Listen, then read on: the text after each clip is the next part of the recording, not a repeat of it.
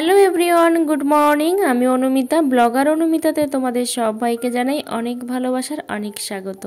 I hope তোমরা খুব ভালো আছো, সুস্থ আছো। কাছে দূরে যে যেখান থেকে আমার ভিডিওটা দেখছো, ছোটদের জানাই অনেক ভালোবাসার, বড়দের অনেক প্রণাম জানিয়ে আজকের ভিডিওটা স্টার্ট করলাম।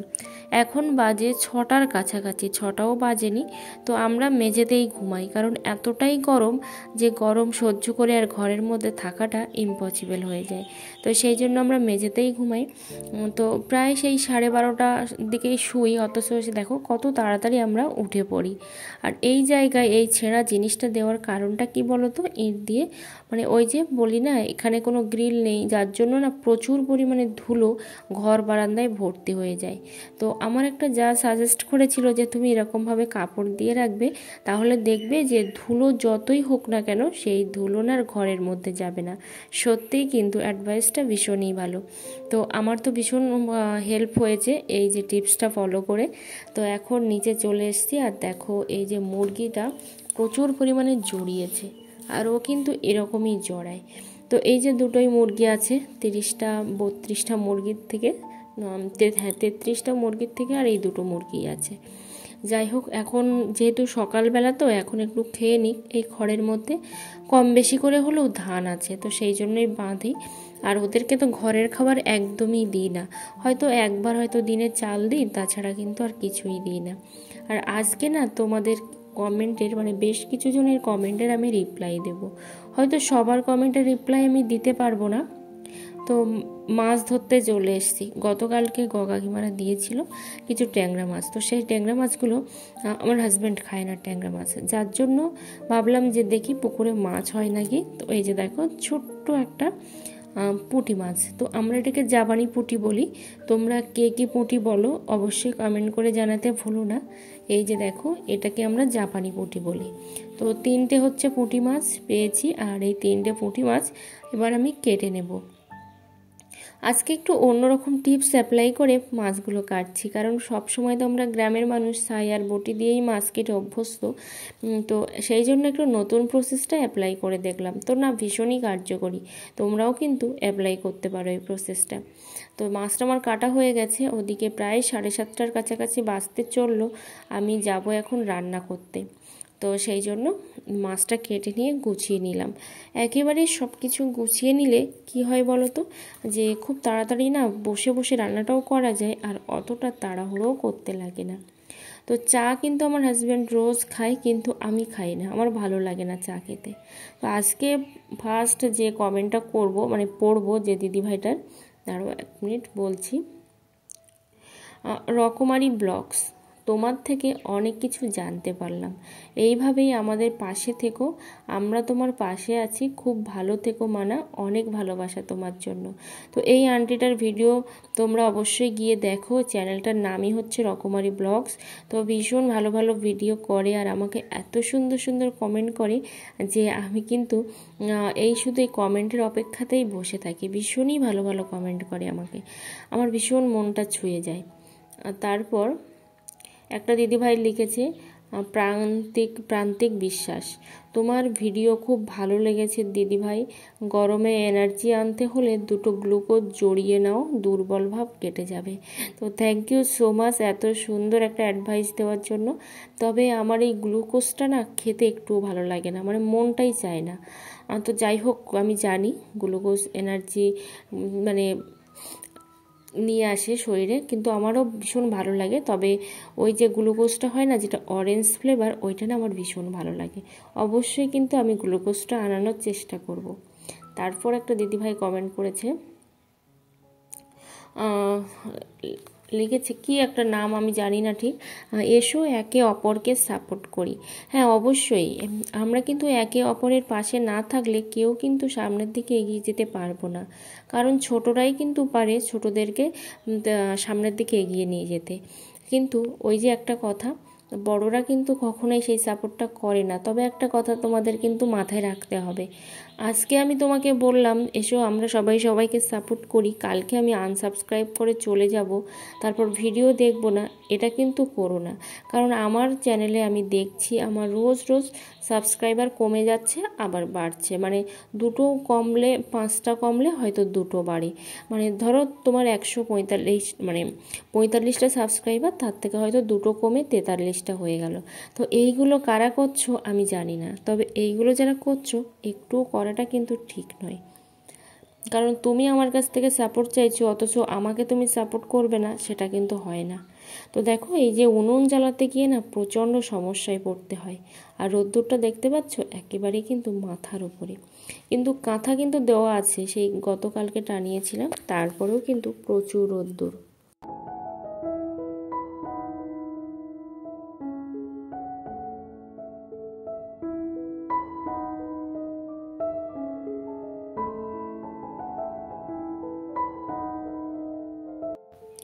একটা বনু হবে আমাকে কমেন্ট করেছে, বেঙ্গলি ব্লগার শম্পা পাল। তো দিদি ভাই তুমি ইনশট অ্যাপস দিয়ে কিভাবে এডিট করো একবার দেখিয়ে দিও। হ্যাঁ বনু, তোমাকে নয় সবাইকে আমি বলছি আমি কিভাবে ইনশট অ্যাপস দিয়ে ভিডিও এডিট করি আমি যেটুকু জানি আমি দেখিয়ে দেব, তবে আজকের ভিডিওতে নয়, যেহেতু আমি অলরেডি অনেক বড় ব্লগ করে ফেলেছি। তো সেই জন্য পরের কোনো একটা ব্লগে মানে খুব তাড়াতাড়ি দেওয়ার চেষ্টা করব। তারপর একজন আমাকে কমেন্ট করেছে, রীতা ডেলি ব্লগস, তো বড় হও, তো আমাকে আশীর্বাদ করবেন। ছোটরা সবাই আমাকে ভালোবাসা দেবেন আর বড়রা সবাই আমাকে আশীর্বাদ করবেন যে আমার এই যে জার্নি, শুধু এই ইউটিউব জার্নি নয়, আমার লাইফের যে স্ট্রাগল আছে, যে কষ্টকর জীবনযাত্রা, যেটা তোমাদের সামনে তুলে ধরি, আর এর পিছনেও কিন্তু প্রচুর কষ্টকর জীবন আছে, যেটা কিন্তু তোমাদের সঙ্গে এখনও আমি শেয়ার করে উঠতে পারিনি। তো হয়তো কোনো দিন না কোনো দিন শেয়ার করব সেই কষ্টকর জীবনযাত্রা। তো সেই জন্য অবশ্যই সবাই আমাকে আশীর্বাদ করবেন যাতে আমি সামনের দিকে এগিয়ে যেতে পারি। তারপর একজন লিখেছে, মিশু মামুন ব্লগ, আপু তোমার ভিডিওটা অনেক ভালো লাগলো। তো থ্যাংক ইউ সো মাচ সবাইকে এত সুন্দর সুন্দর কমেন্ট করার জন্য। আরও একজন কমেন্ট করেছে, অনকিশ, তোমার ভিডিওটা খুব ভালো লাগলো। তো থ্যাংক ইউ সো মাচ সবাইকে জানাচ্ছি অসংখ্য ধন্যবাদ। তো আরও একজনের কমেন্ট আমি পড়ব, আসমা, তো আপনার ভিডিও আমার খুব ভালো লাগে, তাই সময় পেলেই দেখি, পুরো ভিডিওটা দেখেছি আপু। তো সবাইকে বলবো অবশ্যই কিন্তু সময় পেলে ভিডিওগুলো দেখবেন, আর সাথে সাথে কিন্তু ফুল ওয়াচ করার চেষ্টা করবেন, কারণ যার ভিডিওই দেখেন না কেন ফুল ওয়াচ না করলে কিন্তু এভারেজ ভিউ ডিউরেশন পাওয়া যায় না, আর তখন কিন্তু চ্যানেলটা একেবারেই ডাউন হয়ে যায়। আর একটা কথা, সবাই যারা বলছো একে অপরকে এসো সাপোর্ট করি, তাদেরকে বলছি অবশ্যই কিন্তু তোমরা ভিডিওটাকে ফুল ওয়াচ করবে। তোমরা দেখো আর নাই দেখো, হয়তো চালিয়ে দিয়ে রেখে দেবে তবু ঠিক আছে, কিন্তু তোমরা কেটে ভিডিওটা দেখবে না, ঠিক আছে? তাহলে কিন্তু যার চ্যানেলের ভিডিওটা দেখছো তার চ্যানেলের কিন্তু মারাত্মক ক্ষতি হয়ে যাচ্ছে। আমি কিন্তু তোমাদের যার ভিডিও দেখি আমি কিন্তু ফুল ওয়াচ করি, ভিডিওটা কেটে দিই না, ফার্স্ট থেকে লাস্ট পর্যন্ত যাই হোক না কেন আমি কিন্তু সেটাই দেখি। তো এইভাবে তোমরা পাশে থাকবে, এইভাবে তোমরা সাথে থাকবে, না হলে কিন্তু এই কেটে দেখলে, ধরো মিনিমাম তোমার 15 মিনিটের ভিডিও তুমি হয়তো 2 মিনিট দেখলে, তাহলে কিন্তু সেই চ্যানেলটা আস্তে আস্তে ডাউনই হয়ে যাবে, রিস্ক কিন্তু কখনোই বাড়বে না। তো এখানে দেখো আমার হাজব্যান্ড অনেক দিন পরে একটু ক্যামেরা ধরে দিল, বেশ ভালোও লাগলো এইভাবে দেখিয়ে দিতে। তো এখানে আমার মাছগুলো দেখো সব ভাজা হয়ে গেছে, আর এই যে মাছগুলো ভাজা হয়ে গেছে, আর এদিকে আমার তরকারিটাও কিন্তু ফুটছে, মানে আলুর তরকারিটা ফুটছে। আরও একটা দিদিভাইয়ের কমেন্ট আমি পড়বো আজকে।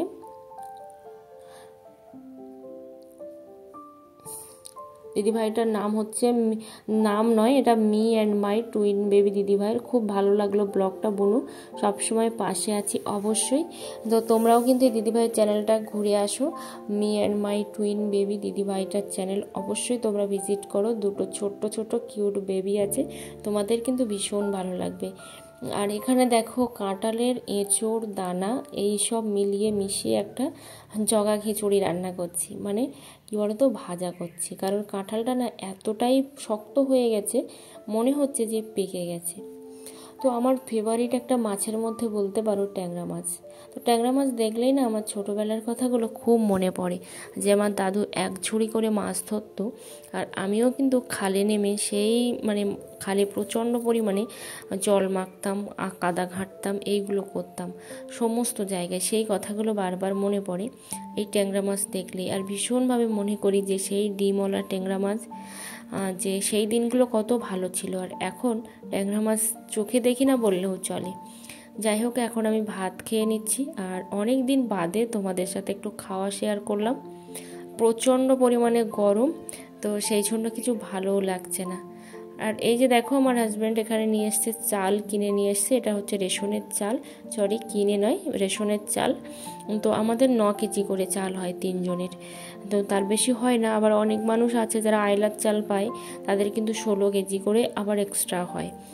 তো এখানে এসে দেখো জল নিতে, সারাটা দিন জল ছিল না, ভাবছিলাম জল আজকে কিনে খেতে হবে, কিন্তু পরে দেখলাম যে না, জল চলে এসছে। আর এটা হচ্ছে কিন্তু অনেকটা দূর আমাদের বাড়ির থেকে, হেঁটে প্রায় 20 মিনিটের মতো টাইম লাগে। তো হেঁটে 20 মিনিট হলে 40 মিনিট কিন্তু আপ ডাউন। তো দেখতে পাচ্ছ কত লোকজন। আর আমি কিন্তু ভিডিওটা পুরোপুরি দেখাতে পারিনি, কারণ ওই যে আবার সবার অবজেকশান আছে, ভিডিও করা যাবে না, আবার কে কোথা থেকে বলবে যে আমার ভিডিওটা কেটে দাও। এই আমার হাজব্যান্ড এখন আবার বাজার করে নিয়ে আসলো অনেক দিন বাদে, গত সপ্তাহে বাজারেই করিনি, শুধু আলু দিয়েই সব কিছু খাওয়া চলেছে।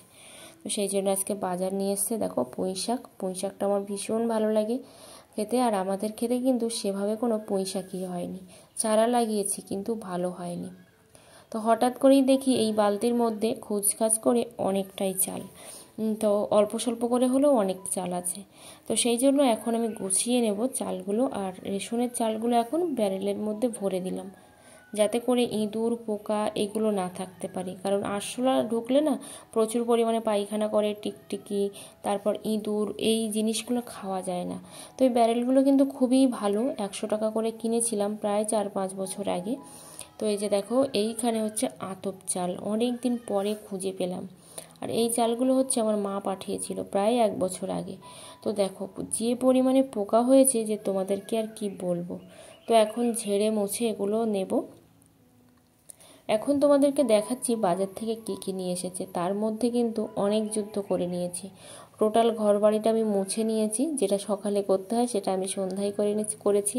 তারপর আবার স্নান করে ঠাকুর পূজা দিয়ে এই যে চলে এসেছি। দেখো এখন বাজারটা গুছিয়ে নিতে। পুঁই শাক আর আছে একটা তরমুজ, আর তরমুজটা দেখো কত বড় এনেছে। তবে এটা তো আগে আমি ঠাকুরকে প্রসাদ দেব, তারপর হচ্ছে সেই তরমুজটা সবাই মিলে খাওয়া হবে। আর এখানে দেখো একটা কুমড়ো আছে উচ্ছে। তো আমি বলেছিলাম অনেক দিনের জন্যই বাজার করতে। আর দেখো ঝিঙে, তো এতেও অর্ধেকটাই হবে পোকা। তো এরকমই কিন্তু হয়, যে বাজারটাই আসে সে বাজারটাই খারাপ। তারপর নিচের দিকে দেখো আছে ঢ্যাঁড়স। তো ভেন্ডি বা ঢ্যাঁড়স এটা আমার একটুও ভালো লাগে না, যদিও জানি না কেন আমি একটু ঢ্যাঁড়স খেতে পছন্দ করি না। ঝিঙেও খেতে ভালোবাসি না একটুও, ঝিঙে খেলে আমার যেন কেমন বমি বমি পায়।